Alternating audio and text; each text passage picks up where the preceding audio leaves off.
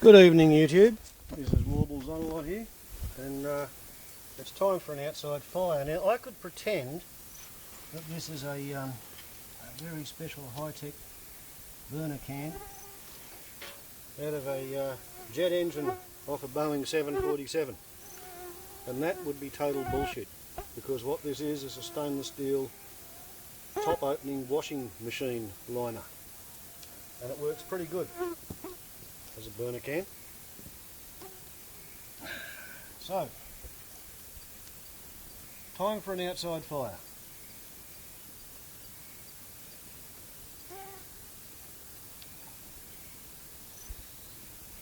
This is called bushfire hazard reduction. Instead of waiting until it's really hot and really dry, the idea is, if it looks like it's going to be a pleasant evening, then just before sundown you go out and collect a little bit of firewood.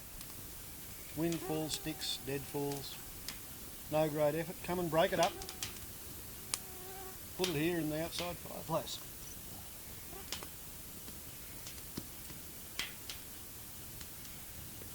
Now, of course, normally I don't have the hut's outside lights on.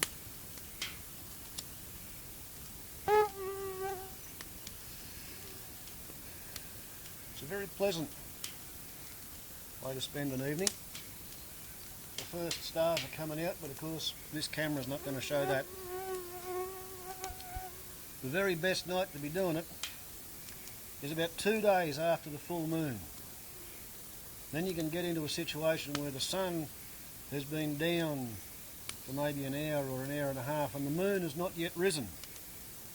So sitting here on top of the ridge, you're in a patch of shade, but the sunlight is still going almost horizontally across the sky 20, 30, 50, 100 miles over my head, and the moonlight's coming up from the other side.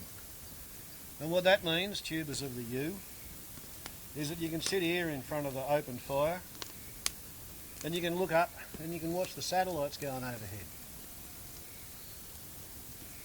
Sometimes you'll see 12 or 20 in 15 minutes at the peak. Then of course the moon gets too high in the sky and there's too much light low down and you don't get to see them all. But I'm going to add a bit more fuel to the fire.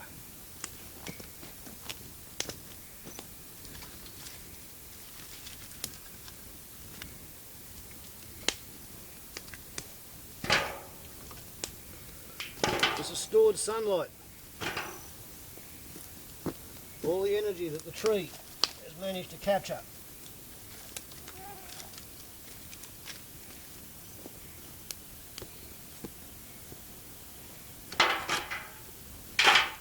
So much better to let it go like this than in a bushfire.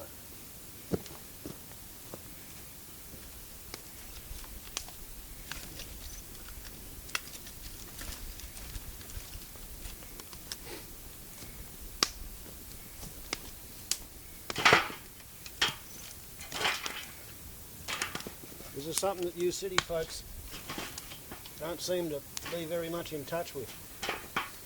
Somebody else provides you with your energy. Somebody else provides you with your water. Somebody provides me with the petrol to drive my car around, run the generator when there's no sun for the solar panel. Well, I didn't make the solar panel either, so please don't think that I'm slinging off at you.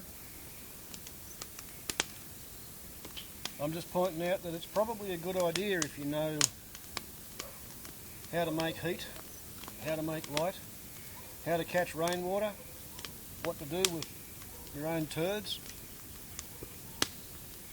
Personally, I use my turds as biological control against rabbits.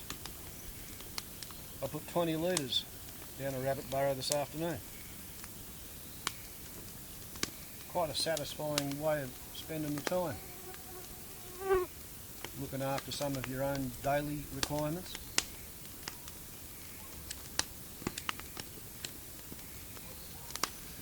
Been here 20 years and I've never actually run out of drinking water from the rainwater tank. I've gone close a few times, but I've never actually run out of water.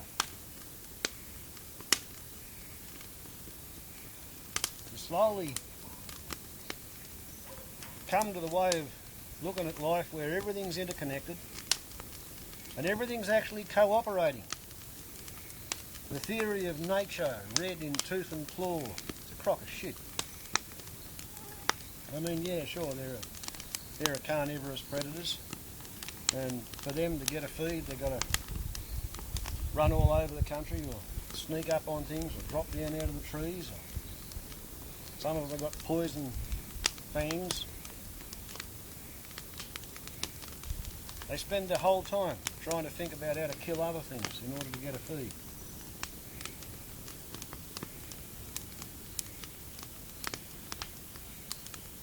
Must be a terribly insecure life, living as a carnivore.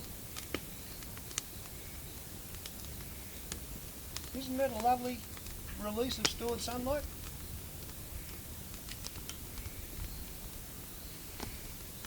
A bit more picturesque when there's no wind, because that way the flame goes straight up in a nice tapering cone. But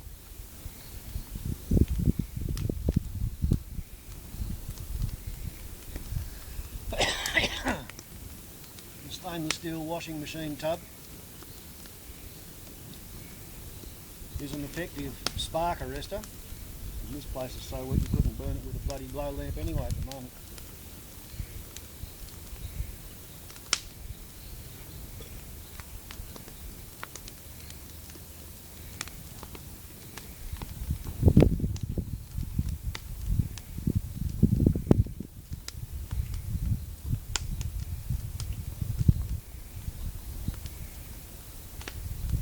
And the funny thing is, I didn't make the tree grow there. I didn't set any of it up. I just harvested the wood when I wanted the wood. The wood was there. Pretty much an example of ask and you shall receive, seek and you shall find. It's a sort of a universal principle. You apply the scientific method of problem solving to the observed amount of synchronicity in day-to-day life, the beneficial synchronicity, all of the things that just happen to coalesce, all come together at the right time, in the right place, so that good things happen. And there's a vast amount of this synchronicity. I was looking at a clip the other day on a link posted on a channel by an American called the Sweet Old Man. The sweet old man reckoned that if you'd been living under a rock, you might not have heard of a particular car accident where a BMW was rammed up the arse by a great big, what we'd call a B-double, or the Yankees call them a trailer truck. And this BMW got squashed, the trailer truck went over the edge of a bridge and into a canyon 100 feet below, and the three people who were in the BMW were shaken but not really actually harmed. The trouble is the BMW was dangling by its exhaust pipe hanging over the edge of the bridge. The road was blocked and the fire truck turned up, and she was a dual carriageway bridge. And there's this lovely footage of the American firefighters crawling out onto the car, and the car's creaking and wobbling on the bridge. And you can see the little girls inside the car crying, and the little girls' mothers crying, and the babies in the baby capsule. And these brave firefighters are climbing out there, and we carry ropes on our Australian fire trucks, you know, like I'm a first aid officer in the local fire brigade. And if we were the first fire truck and the only fire truck at an accident like that, we'd pull out one coil of rope and we would have tied that car to the fire truck full of water. So even if the car does try to fall, the rope would hold it to the fire tanker and the car wouldn't have fallen. We would have used another rope to make a safety harness for somebody to go over there and climb onto the precarious car and try and rescue the kids. Well, these Yankees didn't seem to have lifelines. They were just desperate to try and give help without thinking about their own safety. And by synchronicity, up the other side of the dual carriageway, there comes the United States Navy Construction Battalion, the Seabees.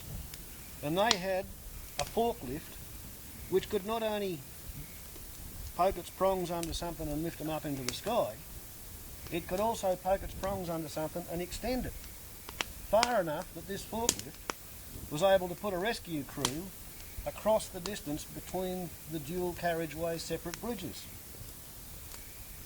Now I would have to say that in a world of random, cascading, chaotic, recombinant chance, the odds of a construction battalion coincidentally happening to be travelling up the other side of the road on the other side of the bridge, equipped with a flatbed trailer carrying an unregistered forklift with an extensible hydraulic jib boom crane on it, were billions to one.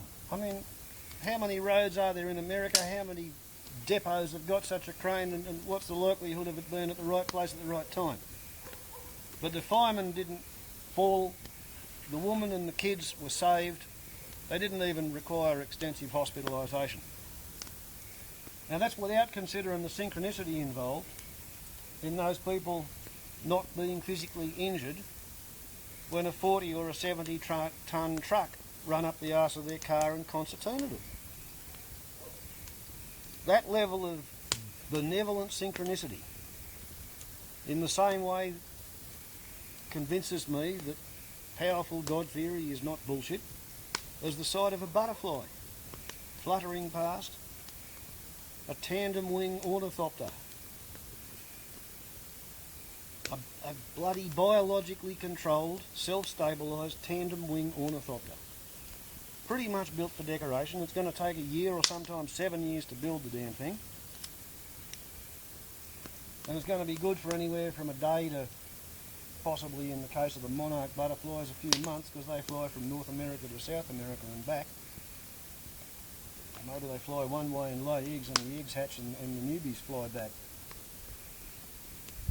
But it's, in its own way, that construction battalion's crane turning up at the right place is every bit as miraculous as a butterfly, and that's every bit as miraculous as the continuous hydrogen fusion reaction that kept my place warm and comfortable and dry and alive today at a distance of 93 million miles, and I haven't got to do anything for that continuous hydrogen fusion reaction. So, from the point of view of the fool on the hill, who trusts the creator of the universe to provide firewood and rainwater, and if I really had to, I could nearly almost start to live off the native food plants. I've got to say that there's way too much synchronicity in the world for the powerless God theorists to be right. The people who believe that a powerful God theory has to be nonsense because they can't imagine how it would work, I think they're just plain straight out bloody wrong.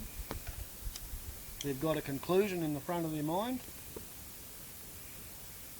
and they're not interested in any of the evidence or the data, because the conclusion is all that matters, and they're going to rationalise their way backwards and cherry pick what they call supporting evidence. And that's about the 15 minutes. So there you go.